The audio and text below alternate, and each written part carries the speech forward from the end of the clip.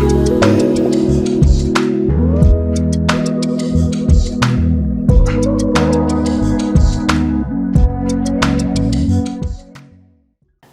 contract workers rather than employees is a surefire way to save your business money. After all, you won't have to pay for a contractor's payroll taxes or any other benefits. But did you know choosing this option comes with potential risk? So before you make that next hire, let's chat about the different types of workers and the consequences for misclassifying them. Hi, I'm Nayo Carter-Gray, the owner and founder of First Step Accounting, where we make accounting a little less taxing for small business owners all across the U.S. And today, we're going to chat about contractors versus employees and how you can avoid worker misclassification. Worker classification refers to the status of the worker in the eyes of the government.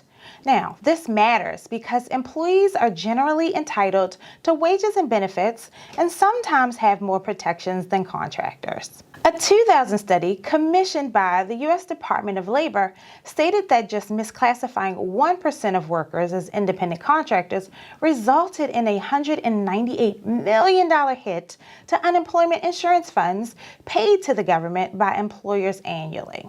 So, as you can imagine, worker misclassification is a real hot topic. Penalties for this misclassification can go as high as $15,000 per violation on both the state and federal levels. And employers could also face additional penalties if they constantly show a pattern of willfully misclassifying workers on top of original violations. This is why it's in your best financial interest to categorize your workers properly. Now, here are 4 things to consider. First, it's the law and not you that dictates who's an independent contractor and who's an employee. Did your employee sign an employment agreement, a contractor agreement, or do they just show up a few days a week to help out? No matter what your arrangement is, employment classification is ultimately based on the nature of the work that they do and how they do it. Secondly, employees and independent contractors are treated differently for tax purposes.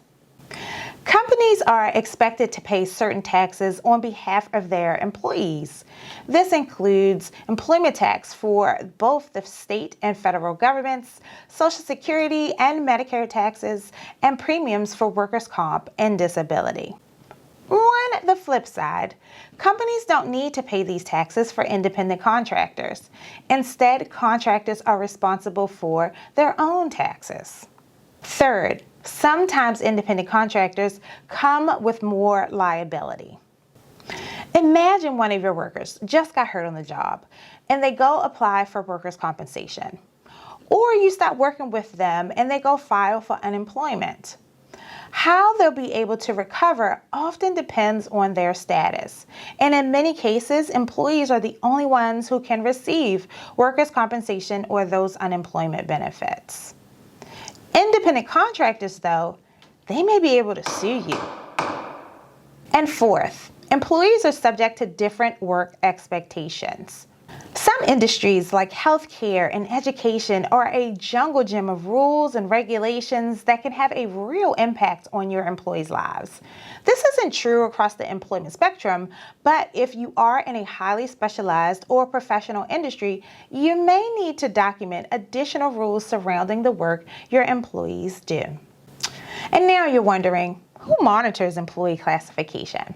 Well, there are 3 agencies who regulate worker classification: the Department of Labor, the IRS, and the National Labor Relations Board.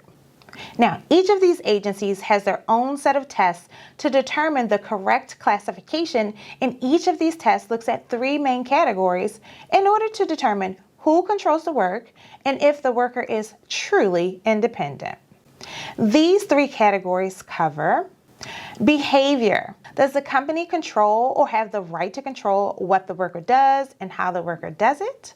Financial. How's the worker paid? Are there any expenses reimbursed? Who's providing the tools and supplies? Relationship. Are there any written contracts or employment type benefits? Think pension plans, insurance, vacation pay, etc. And I know this is a whole lot. But in order to help you avoid worker misclassification, I am going to share with you the ABC test. Now, more than 20 states have adopted this ABC test in order to determine whether an individual is an employee or an independent contractor to fully understand who's covered by certain workplace laws. This test presumes that the individual performing the work is an employee unless the employer can establish yes answers to these three factors. A, the work is done without the direction and control of the employer. Are you standing over the employee's shoulder as he or she is working? B, the work is performed outside the usual course of the employer's business. Think outside of normal business hours or even in a completely different location. And C, the work is done by someone who has their own independent business doing that kind of work. Think an accounting firm like mine that handles the bookkeeping and accounting for your business and several others. If the answers are a resounding yes to all of these, then the worker would in fact be considered an independent contractor. So we learned here today that worker misclassification, whether intentional or unintentional, can come with some serious legal and financial consequences. So knowing how to properly classify an employee versus an independent contractor will help you avoid these costly mistakes. And in order to do so, all you have to do is remember your ABCs.